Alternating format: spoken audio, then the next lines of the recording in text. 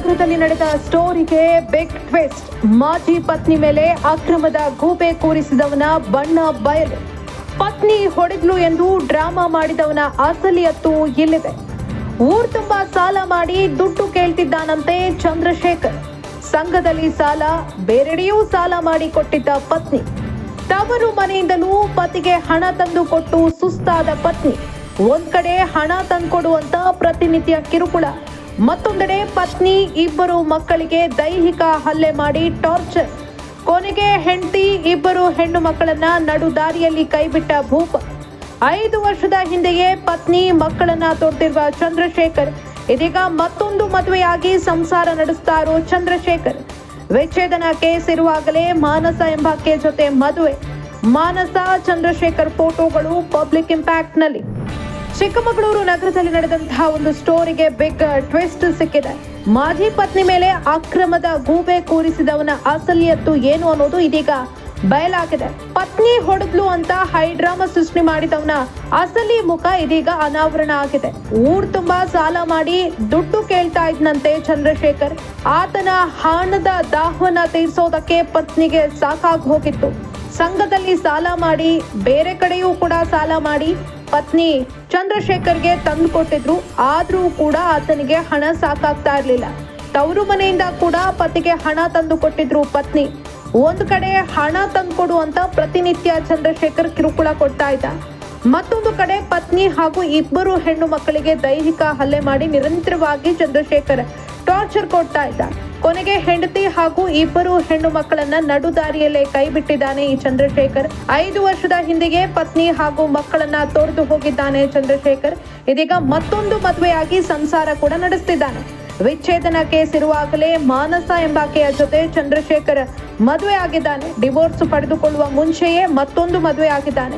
ಇದೀಗ ಮಾನಸ ಹಾಗೂ ಚಂದ್ರಶೇಖರ್ ಫೋಟೋಗಳು ಪಬ್ಲಿಕ್ ಇಂಪ್ಯಾಕ್ಟ್ಗೆ ಲಭ್ಯವಾಗಿದೆ. ಸರ್, ಫಸ್ಟ್ ಆಫ್ ಆಲ್ ಅವರು ನನ್ನ ಹೆಂಡತಿ ಅಂತ ಹೇಳಂಗೇ ಇಲ್ಲ. ಯಾಕೆ ಅಂದರೆ ನಂದು ಮದುವೆ ಆಗಿ 18 ವರ್ಷ ಆಯಿತು. ಆದರೆ ನಾನು ಬೇರೆ ಆಗಿ ಈಗ ಆಲ್ರೆಡಿ 5 ವರ್ಷ ಆಗಿದೆ. ನಂದು ಕೇಸ್ಗಳೆಲ್ಲ ತುಂಬ ಇದೆ. ಈಗ ಅವರು ಬೇರೆಯವ್ರನ್ನ, ಮಾನಸ್ ಅನ್ನೋರನ್ನ ಮದುವೆ ಆಗಿ ಅವರು ಬೇರೆ ಕಡೆ ಸಂಸಾರ ಮಾಡ್ತಾ ಇದ್ದಾರೆ. ಒಂದು ಮಗು ಕೂಡ ಇದೆ. ನನ್ನನ್ನು ಹೆಂಗೆ ಸರ್ ಹೆಂಡತಿ ಅಂತ ಹೇಳಕ್ಕೆ ಸಾಧ್ಯ? ಆಮೇಲೆ ನಾನು ಹೊರಗೆ ಬಂದಿದ್ದ ಕಾರಣ ಏನಂತಂದರೆ ಅವನು ಕೆಲಸ ಮಾಡಲ್ಲ ಸರ್. ಅವ್ರು ಬೇರೆ ಮದುವೆ ಆಗಿದ್ದಾರೆ ಸರ್. ಮಾನಸ್ ಅನ್ನೋರ ಜೊತೆ ಬೇರೆ ಮದುವೆ ಆಗಿದ್ದಾರೆ. ಸಂಸಾರ ಮಾಡ್ತಿದ್ದಾರೆ ಸರ್ ಅವರು. ಅದಕ್ಕೆಲ್ಲ ನನ್ನ ಹತ್ರ ದಾಖಲೆ ಇದೆ. ಮತ್ತು ಕೋರ್ಟಲ್ಲಿ ಕೇಸ್ ಎಲ್ಲ ನಡೀತಾ ಇದೆ ಸರ್. ನಮ್ಮದು ಬರೀ ಕಳ್ತನ, ಆಮೇಲೆ ಸಾಲ, ನನ್ನ ಮೇಲೆ ತುಂಬ ಸಾಲ ಹೊರಿಸಿ ಸಂಘದಲ್ಲೆಲ್ಲ ಸಾಲ ತೊಗೊಂಡು ಸಂಘದವರೆಲ್ಲ ಮನೆ ಹತ್ರ ಬರೋರು ತುಂಬ ಸಾಲ ಸರ್. ನಾನು ತೀರಿಸಿದ್ದೀನಿ ಸರ್. ಎಲ್ಲ ನನ್ನ ಹೆಸರಲ್ಲಿ ಸಾಲ ಮಾಡಿರೋದು ಸರ್. ನನ್ನ ಚೆಕ್ಕನ್ನ ಬೇರೆಯವ್ರಿಗೆ ಕೊಟ್ಟು ಅವರು ನನ್ನ ಮೇಲೆ ಕೇಸ್ ಹಾಕಿ ಕೋರ್ಟಲ್ಲೆಲ್ಲ ಕೇಸ್ ನಡೆದು ಲಾಸ್ಟಿಗೆ ನಾನು ಕಟ್ಟಿ ನಾನು ಕ್ಲಿಯರ್ ಮಾಡ್ಕೊಂಡಿದ್ದೀನಿ ಸರ್. ಈ ಕ್ಷಣಕ್ಕೆ ಅವನಿಗೆ ದುಡ್ಡು ಮಾತ್ರ ಬೇಕಾಗಿರೋದು. ನನ್ನ ಮಕ್ಕಳು ಮರ್ಯಾದೆ ಕಳಿಬೇಕು, ನನ್ನ ಮರ್ಯಾದೆ ಕಳಿಬೇಕು. ಅದರಿಂದ ಏನಾದರೂ ಇನ್ಕಮ್ ಸಿಗುತ್ತೆ. ಈಗ ಮರ್ಯಾದೆ ಕಳಿತೀನಿ ಎದುರಿಸಿದ್ರೆ ದುಡ್ಡು ಕೊಡ್ತಾರೆ. ನಾವು ಬ್ಲ್ಯಾಕ್ ಮೇಲ್ ಮಾಡೋಕ್ಕೋಸ್ಕರ ಸರ್ ಇದು. ಏನಾದ್ರೂ ಮಾಡಿಕೊಳ್ಳಲಿ ಅಂತ ಎಲ್ಲ ಸಹಿಸಿಕೊಂಡಿರುವ ಪವಿತ್ರ. ತಂದೆ ಎನಿಸಿಕೊಂಡವನು ಜವಾಬ್ದಾರಿ ಮರೆತರೂ ಮಕ್ಕಳಿಗಾಗಿ ಪವಿತ್ರ ಹೋರಾಟ. ಜೀವ ಕಳೆದುಕೊಳ್ಳೋದಕ್ಕೆ ಹೋಗಿ ಮಕ್ಕಳಿಗಾಗಿ ಬದುಕಬೇಕು ಅನ್ನೋ ನಿರ್ಧಾರ. ಇಬ್ಬರು ಹೆಣ್ಣು ಮಕ್ಕಳ ಭವಿಷ್ಯಕ್ಕಾಗಿ ಕಷ್ಟಪಟ್ಟು ದುಡಿತಾ ಇರೋ ಪವಿತ್ರ. ನಗರಸಭೆ ಸದಸ್ಯ ಲಕ್ಷ್ಮಣ್ ಅನ್ನೋರಿಗೆ ಸೇರಿದ ಬ್ಯೂಟಿ ಪಾರ್ಲರ್ ನಲ್ಲಿ ಕೆಲಸ. ಲಕ್ಷ್ಮಣ್ ಬಳಿಯಲ್ಲಿಯೂ ಹಣಕ್ಕಾಗಿ ಬೇಡಿಕೆ ಇಟ್ಟಿದ್ದ ಚಂದ್ರಶೇಖರ್. ಹಣ ಕೊಡಲ್ಲ ಎಂದಿದ್ದಕ್ಕೆ ಅಕ್ರಮದ ಕತೆ ಕಟ್ಟಿ ಮಸಿ ಬಳಿಯೋದಕ್ಕೆ ಪ್ರಯತ್ನ. ಗಂಡ ಇಷ್ಟೆಲ್ಲ ಟಾರ್ಚರ್ ಕೊಟ್ಟರು ಕೂಡ ಪವಿತ್ರ ಅವರು ಹೇಗಾದ್ರೂ ಮಾಡಿ ಇಬ್ಬರು ಹೆಣ್ಣು ಮಕ್ಕಳನ್ನ ಸಾಕ್ಬೇಕು ಅಂತ ಎಲ್ಲಾ ಜವಾಬ್ದಾರಿಯನ್ನ ತಾವೇ ಹೊತ್ಕೊಂಡಿದ್ದಾರೆ. ನಗರಸಭೆ ಸದಸ್ಯ ಲಕ್ಷ್ಮಣ್ ಅನ್ನೋರಿಗೆ ಸೇರಿದ ಬ್ಯೂಟಿ ಪಾರ್ಲರ್ ನಲ್ಲಿ ಪವಿತ್ರ ಕೆಲಸ ಮಾಡ್ತಿದ್ದಾರೆ. ಇಲ್ಲೂ ಕೂಡ ಬಂದು ಟಾರ್ಚರ್ ಮಾಡಿದ್ದಾನೆ ಚಂದ್ರಶೇಖರ್. ಲಕ್ಷ್ಮಣ್ ಅವರ ಬಳಿ ಕೂಡ ಹಣಕ್ಕಾಗಿ ಬೇಡಿಕೆ ಇಟ್ಟಿದ್ದಾನೆ. ಅವರು ಹಣ ಕೊಡಲ್ಲ ಅಂತ ಹೇಳಿದಕ್ಕೆ ಅಕ್ರಮದ ಕತೆ ಕಟ್ಟಿ ಮಸಿ ಬಳಿಯೋದಕ್ಕೆ ಚಂದ್ರಶೇಖರ್ ಪ್ರಯತ್ನ ಮಾಡಿದ್ದಾನೆ. ಇಬ್ಬರು ಹೆಣ್ಣು ಮಕ್ಕಳ ಭವಿಷ್ಯಕ್ಕಾಗಿ ಪವಿತ್ರ ಕಷ್ಟಪಟ್ಟು ದುಡಿತಾ ಇದ್ರೆ ಅಲ್ಲೂ ಕೂಡ ಕಲ್ಲು ಹಾಕುವಂತ ಕೆಲಸವನ್ನ ಚಂದ್ರಶೇಖರ್ ಮಾಡಿದ್ದಾನೆ. ಸರ್, ಏನಂದರೆ ಅವರು ಪವಿತ್ರ ಲೋಲಾಕ್ಷಿ ಪವಿತ್ರ ಅಂತ ಅವ್ರ ಹೆಸರು. ಅವರು ನಮ್ಮ ಶಾಪಲ್ಲೇ 5 ವರ್ಷದಿಂದ ವರ್ಕ್ ಮಾಡ್ತಾ ಇದ್ದಾರೆ. ಅವ್ರದ್ದು ಮುಂಚೆಯಿಂದನೂ ಏನೋ ಫ್ಯಾಮಿಲಿ ಪ್ರಾಬ್ಲಮ್ ಇದೆ ಸರ್. ಅವ್ರದ್ದು ಏನು ಪ್ರಾಬ್ಲಮ್ ಇದೆ ಅಂತ 2-3 ಸಲ ನಮ್ಮ ಹತ್ರ ಜನರಲಾಗಿ ಡಿಸ್ಕಸ್ ಮಾಡಿದ್ದಾರೆ. ಏನು ಅಂದರೆ ಅವ್ರು ಯಾವಾಗಲೂ ಸಾಲ ಮಾಡೋದು, ಕೆಲಸ ಮಾಡಲ್ಲ, ಇವ್ರನ್ನ ತೋರಿಸಿ ದುಡ್ಡು ಇಸ್ಕೊಳ್ಳೋದು, ಈ ಥರದ್ದು ತುಂಬ ನಡೀತಾ ಇದೆ ಹಿಂದೆ ಅಂತ ಹೇಳ್ತಾಯಿದ್ರು. ಈಗೇನಂದರೆ ಇವರು ದುಡ್ಡು ಅವ್ರಿಗೆ ಕೊಡೋದೆಲ್ಲ ಸ್ಟಾಪ್ ಮಾಡಿಬಿಟ್ಟಿದ್ದಾರೆ.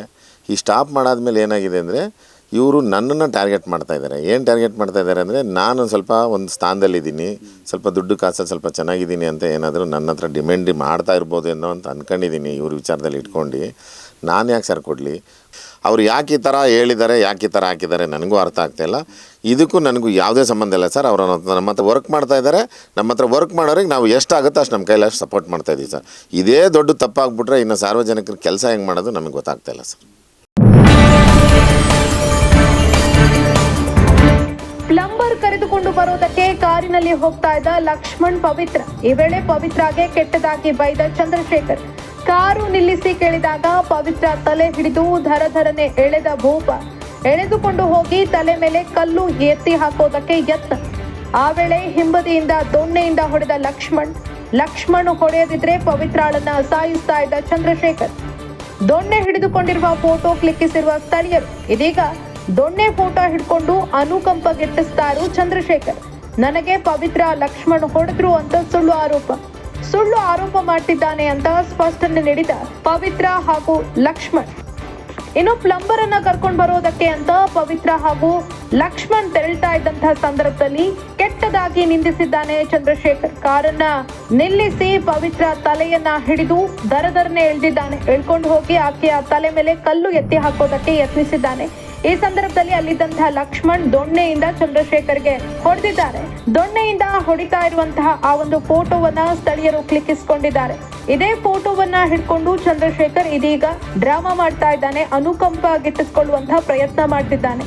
ನನಗೆ ಪವಿತ್ರ ಹಾಗೂ ಲಕ್ಷ್ಮಣ್ ಹೊಡೆದ್ರು ಅಂತ ಸುಳ್ಳು ಆರೋಪ ಮಾಡಿದ್ದಾನೆ. ಇದೀಗ ಆತನ ಸುಳ್ಳು ಆರೋಪಕ್ಕೆ ಸ್ಪಷ್ಟನೆಯನ್ನ ಕೊಟ್ಟಿದ್ದಾರೆ ಪವಿತ್ರ ಹಾಗೂ ಲಕ್ಷ್ಮಣ್.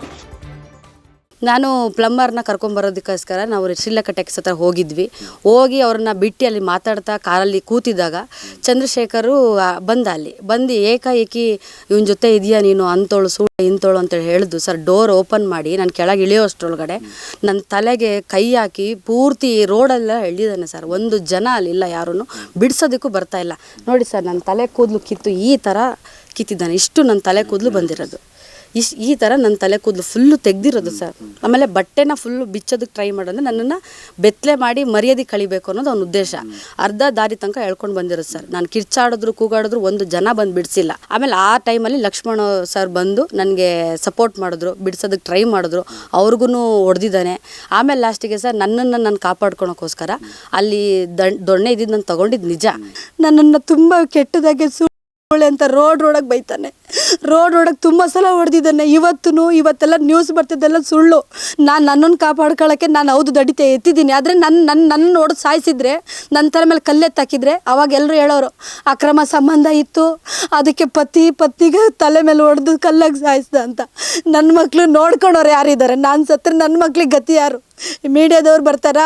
ಇಲ್ಲ ಚಂದ್ರಶೇಖರ ಬರ್ತಾನಾ? ಇಲ್ಲ ಯಾರು ಬರ್ತಾರೆ ನನ್ನ ಮಕ್ಳನ್ನ ಸಾಕಕ್ಕೆ? ಅಡ್ಡ ಸಿಕ್ಕಿ ಗಾಡಿ ಅಡ್ಡ ಹಾಕಿ, ನಮ್ಮದು ಗಾಡಿ ಅಡ್ಡ ಹಾಕಿ ಡೋರ್ ಇವರು ಇಳಿದ್ರು ಕೆಳಗಡೆ. ಇಳಿದಿದ ತಕ್ಷಣ ಎಳ್ಕೊಂಡು ಯಾರಾಬಿರಿ ಹೊಡೆದ್ಬಿಟ್ರು ಸರ್. ಅವ್ರಿಗೆ ಹೊಡೆಯೋ ಟೈಮಲ್ಲಿ ಏನಾಯಿತು ಅಂದರೆ, ನಾನು ಅಲ್ಲೇ ಇದ್ದೆ ಸರ್. ನಾನು ಕೆಳಗಡೆ ಇಳಿದೆ ಕಾರಿಂದ.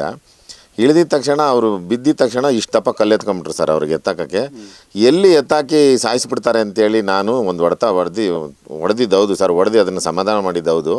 ಅಷ್ಟು ಬಿಟ್ಟರೆ ಇದಕ್ಕೂ ನಮಗೂ ಏನು ಸಂಬಂಧ ಸರ್? ಅದೇ ಫೋಟೋ ಈಗೆಲ್ಲ ಇದು ಮಾಡ್ತಾ ಇದ್ದಾರೆ ಮೀಡಿಯಾದವ್ರು. ಯಾಕೆ ಹಂಗೆ ಹಾಕಿದ್ದಾರೆ ನಮಗೂ ಅರ್ಥ ಆಗ್ತಾ ಇಲ್ಲ. ನನ್ನ ಹೆಸರು ಹಾಳು ಮಾಡಿದ್ರೆ 100% ಸರ್. ಅವರು ಎತ್ತಾಕೇ ಬಿಡೋರು, ಕಲ್ಲು ಎತ್ತಾಕೇ ಬಿಡೋರು. ನಾನು ಹಂಗಾಗಿ ಒಂದು ಹೊಡೆದು ಸಮಾಧಾನ ಮಾಡಿದ್ದೀನಿ. ಪ್ರಕರಣದಿಂದ ತೀವ್ರ ಘಾಸಿಗೊಂಡಿರುವ ಪವಿತ್ರಾಳ ಮಕ್ಕಳು ಸ್ನೇಹಿತೆಯರು ಏನಿದು ಅಂತ ಕೇಳ್ತಿದ್ದಾರೆ ಅಂತ ಅಳಲು. ನೊಂದು ಕೇಳೋದಕ್ಕೆ ಹೋದಾಗ ಅಪ್ಪ ಹಾಗೂ ಮಾನಸ ಬೈದು ಹೊಡೆಯೋದಕ್ಕೆ ಬಂದ್ರು. ನಮ್ಮ ಅಪ್ಪ ಹಿಂದೆಯೂ ನೆಮ್ಮದಿಯಾಗಿ ಬದುಕೋಕೆ ಬಿಟ್ಟಿಲ್ಲ. ಈಗ ಹೊರಗಡೆ ಬಂದ್ರು ನೆಮ್ಮದಿಯಾಗಿ ಜೀವನ ಮಾಡೋದಕ್ಕಾಗ್ತಾ ಇಲ್ಲ. ಆತನನ್ನ ಅಪ್ಪ ಅಂತ ಕರೆಯೋದಕ್ಕೆ ಹೇಸಿಗೆ ಆಗ್ತಾ ಇದೆ ಎಂದ ಮಗಳು. ಪ್ಲೀಸ್ SP ಸರ್, ನಮಗೆ ಬದುಕೋದಕ್ಕೆ ಅವಕಾಶ ಮಾಡಿಕೊಡಿ. ಚಿಕ್ಕಮಗಳೂರು SP ಅವರಲ್ಲಿ ಮನವಿ ಮಾಡಿದ ಪವಿತ್ರ ಮಗಳು. ಇನ್ನು ಪ್ರಕರಣದಿಂದ ಪವಿತ್ರ ಮಕ್ಕಳು ಸಫರ್ ಆಗ್ತಾ ಇದ್ದಾರೆ. ಅಪ್ಪ ಅಮ್ಮನ ಜಗಳದಲ್ಲಿ ಕೂಸು ಬಡವಾಯ್ತು ಅನ್ನೋ ಹಾಗಾಗಿದೆ ಅವರ ಪರಿಸ್ಥಿತಿ. ನಮ್ಮಲ್ಲಿ ಸ್ನೇಹಿತೆಯರು ಕೇಳ್ತಾರೆ, ಏನಿದು ನಿಮ್ಮ ಅಪ್ಪ ಅಮ್ಮನ ಜಗಳ ಅಂತ. ನಮಗೆ ಉತ್ತರ ಕೊಡೋದಕ್ಕೆ ಸಾಧ್ಯ ಆಗ್ತಾ ಇಲ್ಲ. ಇನ್ನು ಈ ಬಗ್ಗೆ ಅಪ್ಪ ಚಂದ್ರಶೇಖರ್ ಬಳಿ ಕೇಳೋದಕ್ಕೆ ಹೋದ್ರೆ ಅವರ 2ನೇ ಪತ್ನಿ ಮಾನಸ ಹಾಗೂ ಅಪ್ಪ ನಮ್ಗೆ ಹೊಡೆಯೋಕೆ ಬಂದ್ರು, ಬೈದ್ರು ಅಂತ ಆರೋಪ ಮಾಡಿದ್ದಾರೆ. ಅಪ್ಪ ಹಿಂದೆ ನಮ್ ಜೊತೆ ಇದ್ದಾಗ್ಲೂ ಕೂಡ ನಮ್ಮನ್ನ ನೆಮ್ಮದಿಯಾಗಿ ಬದುಕೋದಕ್ಕೆ ಬಿಟ್ಟಿಲ್ಲ. ಈಗ ಹೊರಗಡೆ ಬಂದು ನಮ್ಮ ಪಾಡಿಗೆ ನಾವು ಬದುಕೋಣ ಅಂದ್ರೆ ಅದಕ್ಕೂ ಕೂಡ ಅಪ್ಪ ಬಿಡ್ತಾ ಇಲ್ಲ. ಆತನನ್ನ ಅಪ್ಪ ಅಂತ ಕರೆಯೋದಕ್ಕೆ ನನ್ಗೆ ಹೇಸಿಗೆ ಆಗ್ತಾ ಇದೆ. ಪ್ಲೀಸ್ SP ಸರ್, ನಮಗೆ ನೆಮ್ಮದಿಯಾಗಿ ಬದುಕೋದಕ್ಕೆ ಒಂದು ಅವಕಾಶ ಮಾಡಿಕೊಡಿ ಅಂತ ಚಿಕ್ಕಮಗಳೂರು SP ಅವರಲ್ಲಿ ಪವಿತ್ರ ಮಗಳು ಮನವಿ ಮಾಡಿದ್ದಾರೆ. ನಮಗೆ ಚಂದ್ರಶೇಖರ್ ಅಂತ ಇದ್ದಾರಲ್ಲ, ಅವರಿಂದ ಪೂರ್ತಿ ನಮಗೆ ಮುಕ್ತಿ ಬೇಕು. ಅವ್ರ ಹತ್ರ ನಾವು ಬೇರೆ ಏನೂ ಕೇಳಲ್ಲ. ನಮ್ಮಮ್ಮ ನಮ್ಮನ್ನು ಕಷ್ಟಪಟ್ಟು ಸಾಲ ಎಲ್ಲ ಮಾಡ್ಕೊಂಡು ನಮ್ಮನ್ನು ಚೆನ್ನಾಗಿ ನೋಡ್ಕೊತಿದೆ. ಒಂದು ಒಳ್ಳೆ ಸ್ಕೂಲಿಗೆ ಹಾಕಿ ಒಳ್ಳೆ ಎಜುಕೇಷನ್ಸ್ ಕೊಡುತ್ತಿದೆ.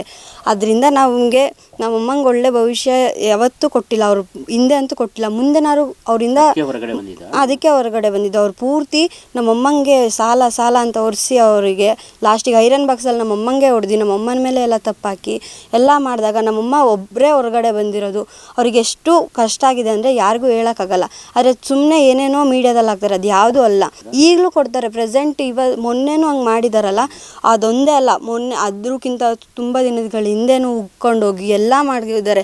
ಆದರೂ ನಮ್ಮಮ್ಮ ಇದು ಯಾವತ್ತೂ ತಲೆಗೆ ಹಾಕಿರಲಿಲ್ಲ. ಮೊನ್ನೆ ಮಾತ್ರ ಅವರೇ ಬಂದು ಇದು ಮಾಡಿರೋದ್ರಿಂದ ನಮ್ಮಮ್ಮ ಬೇರೆ ಇದು ಮಾಡಿದ್ದಾರೆ ಬಿಟ್ಟರೆ ನಮ್ಮಮ್ಮ ಯಾವತ್ತೂ ನಮ್ಮಮ್ಮಗೆ ಹೋಗಿ ಎಲ್ಲ ಮಾಡಿಲ್ಲ. ಯಾಕೆಂದರೆ ನಮ್ಮಮ್ಮ ಒಬ್ಬರು ಒಂಟಿ ಹೆಂಗ್ಸು, ಅವ್ರು ಹೆಂಗೆ ಹೋಗ್ತಾರೆ ಒಬ್ಬೊಬ್ಬರೇ ಎಲ್ಲ ಕಡೆ ಜಗಳ ಆಡೋದಕ್ಕೆಲ್ಲ ಇಲ್ಲ. ಅವ್ರು ಬಂದಾದ್ಮೇಲೆ ನಮ್ಮಮ್ಮ ಹೋಗಿರೋದು ಬಿಟ್ಟರೆ ನಮ್ಮಮ್ಮ ಯಾವತ್ತೂ ನಮ್ಮಮ್ಮನಾಗೆ ಹೋಗಿ ಜಗಳ ಆಡೋದು ಅದೆಲ್ಲ ನಮ್ಮಮ್ಮನ ತಲೆಯಲ್ಲೇ ಯಾವತ್ತೂ ಬಂದಿಲ್ಲ. ನಮಗೆ ಇನ್ನು ಒಂದೇ ಒಂದು ಕೇಳೋದೇನು ಅಂದರೆ, ನಮಗೆ ಯಾವತ್ತೂ ನಮ್ಗೆ ಯಾರು ಏನು ಅನ್ನಬಾರ್ದು. ಕ್ಲಾಸಿಗೆ ಹೋದಾಗಲೂ ಎಲ್ಲರೂ ಮಾತಾಡೇ ಆಡ್ತಾರೆ, ಯಾವತ್ತೂ ಮಾತಾಡೋದಂಗೆ ಇರಲ್ಲ. ಪಬ್ಲಿಕಲ್ಲೂ ಅಷ್ಟೇ. ನಮ್ಮಮ್ಮನ ಫೋಟೋ ಎಲ್ಲ ಬಂದಿದೆ ಅಂದಮೇಲೆ ನಮ್ಮಮ್ಮನ ಜೊತೆ ನಾವು ಹೋಗ್ಬೇಕಾರೆಲ್ಲ ಹೇಳ್ತಾರೆ.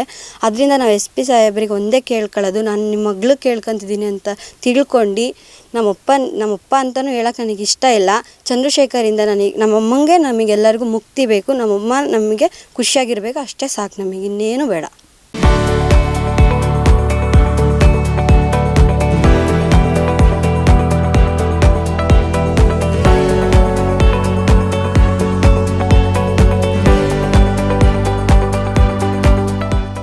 ಇಂತಹ ನೈಜ ಕುತೂಹಲ ಭರಿತ ಸುದ್ದಿಗಳು ನಿಮಗೆ ಸಿಗಬೇಕಂದ್ರೆ ರಾಜ್ಯದ ಪ್ರತಿಷ್ಠಿತ ಜನಪರ ಡಿಜಿಟಲ್ ಸುದ್ದಿ ಮಾಧ್ಯಮ ಪಬ್ಲಿಕ್ ಇಂಪ್ಯಾಕ್ಟ್ ಚಾನಲನ್ನು ಯೂಟ್ಯೂಬ್ನಲ್ಲಿ ಸಬ್ಸ್ಕ್ರೈಬ್ ಮಾಡ್ಕೊಳ್ಳಿ.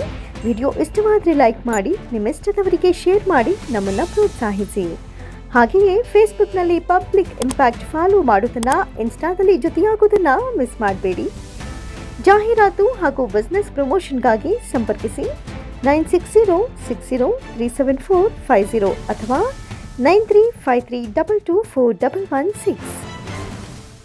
ಇದು ಪಬ್ಲಿಕ್ ಇಂಪ್ಯಾಕ್ಟ್, ಜನಶಕ್ತಿಯೇ ನಿರ್ಣಾಯಕ.